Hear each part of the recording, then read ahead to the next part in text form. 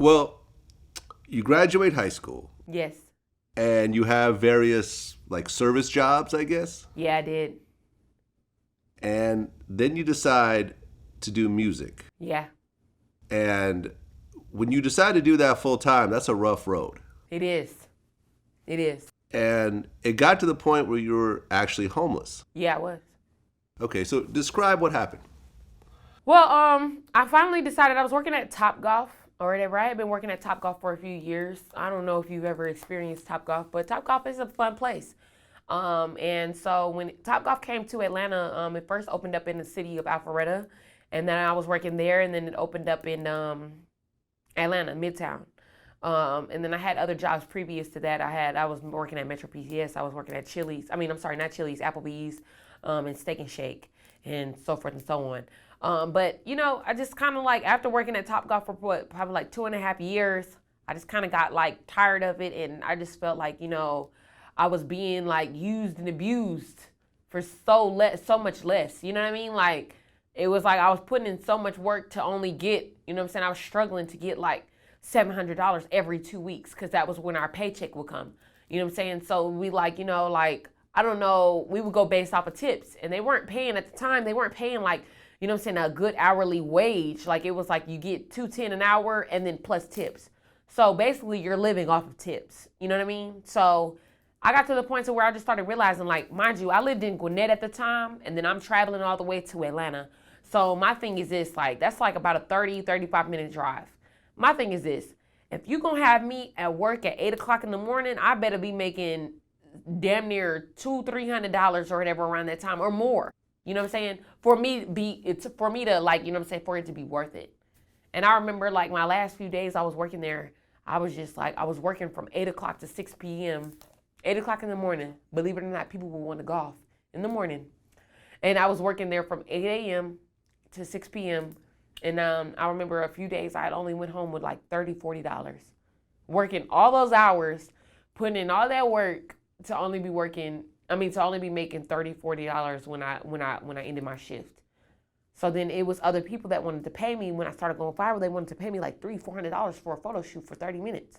So I'm like, I'm weighing it out. And at that point, I'm like, this don't make no sense. So I just went out on a limb, and I went out on faith, honestly. I quit my job. And I said, I made that decision right then and there, like, I don't want to work for anybody else. And I'm not going to say that it was the easiest process ever, because it literally wasn't. I ended up, I moved out of my mom's house, and I ended up, like roommating with some people and staying with people. And then in the process, like, like, I ended up, just basically like staying in hotels, and my best friend at the time was Coca Bango before we ended up dating, and it was like, he was making sure that I was in these hotels and that, I had a roof over my head, and I literally had hit rock bottom. Like I would have baskets of clothes in my trunk, like, getting shit out of my trunk, and just having bags and stuff or whatever in my trunk, because I'm like switching clothes and, trying to like, as soon as I get out the shower, I don't want to put on the same clothes. So I'm living out of my trunk. I have clothes all in my trunk and in my back seat and stuff. So yeah, I was living out of my car at one point, and I was living out of hotels at one point. And then I just realized one day, Coca, he had took me to IKEA. And I think that was probably the first time that I had ever been into IKEA. I've heard of IKEA, but I've never had like actually like been in there. So I never knew like what to expect. And so when I first had went in there, I was just like, wow, like this is crazy. Like this is where people go and get their furniture and stuff. And it inspired me because, they had the rooms set up. They had bedrooms, living rooms and stuff like that or whatever set up. So I'm like, yeah, like, I'm really good with decor. So I'm like, yeah, if I was to have a house, then I would do it like this and I would do it like that. And then he's like, I brought you in here so that you could realize, like, it doesn't necessarily take that much. You just got to come and look. And then on top of that, for me to be inspired. So I was inspired. And literally the next day, I went and got myself an apartment. I feel you. At one point while you were living in your car, like I guess a homeless guy started banging on your window and... Oh, yeah. So I was at my godbrother's house. I was waiting on him to get home because I was like, I'm going to stoop over your house tonight or whatever. because I don't have nowhere to go. So he was like, okay, cool. So he was out. It was like probably like a weekend or whatever. He was out, and you know what I'm saying, I was waiting for him or whatever. So I ended up probably like waiting on him for like probably like an hour. So I ended up falling asleep in my car, and he was like, you know what I'm saying, he texted me, he's like, I'm on the way or whatever.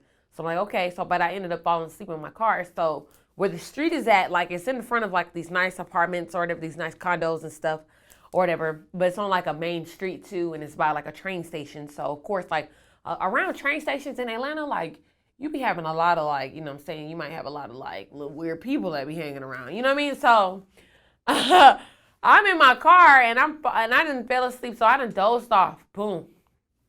Wake up, and I'm like, and I hear this knocking, and I'm like, and I just wake up or whatever, and I see this dude, like, he's trying to bother me, but I had my doors locked, but he's trying to bother me, and I had my car on, so that's probably how he knew, like, somebody was in the car. So he's just, like, looking at me, and I'm like, what the fuck? Like, you know what I'm saying? Like, he's just like, yeah, he's trying to talk to me or whatever, and I'm like, nah, like, you know what I'm saying? So I ended up just driving off. Like, I just drove the fuck off because I was so scared. It shook me up because he was trying to, like, basically, like, trying to bother me and trying to, like, tell me, like, roll down my window and all this type of shit or whatever. But I'm like, you know, if you see somebody sleep, why don't you leave them the fuck alone? Like, you know what I mean? Like, leave them the fuck alone. Like, but I'm on this main ass street, so I'm like, you know what? I gotta pull the fuck off. Like, this is dangerous what I'm doing, and like, you know, I don't want to end up, like, you know what I'm saying, getting into nothing with nobody. So let me just pull off and just find somewhere to go. And I think I either found somewhere to go, or I think it was either my brother, he came home or something. I don't know, I forgot. I think he actually came home. He ended up being home. He was like, all right, I'm pulling around the corner. But I pulled in the parking garage and everything, parked in, yeah, that's what it was, yeah. And I went upstairs or whatever to his house or whatever, and I fell asleep. But I was just scared as shit because I was just like, damn, like, I woke up and then this dude, he's like at me, like, what the fuck, like, back up. So yeah, that shit scared the shit out of me. And that's when I realized, I was like, yo, I can't do this shit no more. Like, I can't be like this no more. Like, I gotta get the fuck on. Yeah, I mean, the struggle to get to where you are is so Yeah. important. Yeah. I mean, I've had to sleep. I've never been homeless, but I've had to sleep on couches. Yeah. I've had to sleep at friends' houses because couldn't afford a place. Yeah. Then you get that talk like, okay, so how long are you going to be here? Yeah. That's the cue for me to leave before I start overstaying my welcome, and you got to find somewhere else to stay. And yeah, I mean, you definitely appreciate it a lot more when you go through something like that. Yeah, you do. And that's why, you know what I'm saying, people like, you know what I'm saying, at one time, like, you know what I'm saying, I had somebody tell me like, oh, you know what I'm saying, you make it look easy.